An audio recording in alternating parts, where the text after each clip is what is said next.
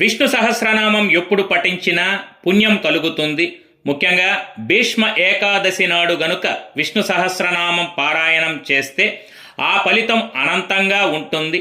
అనుకున్న పనులు నిర్విఘ్నంగా నెరవేరుతాయి, భోగభాగ్యాలు కలుగుతాయి, సర్వ పాపాలు హరిస్తాయి, పుణ్యగతులు లభిస్తాయి.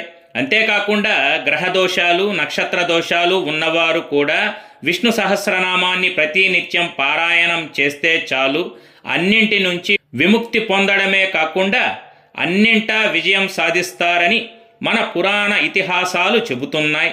ఒకవేళ ప్రతినిత్యం విష్ణు సహస్రనామం గనుక పారాయణం చేయలేకపోతే కనీసం శ్రీరామ రామ రామేతి రమే రామే మనోరమే సహస్రనామ తత్తుల్యం రామనామ వరాననే అనే శ్లోకాన్ని 3 సార్లు ఉచ్చరించినట్లయితే అంతే ఫలితం కలుగుతుంది.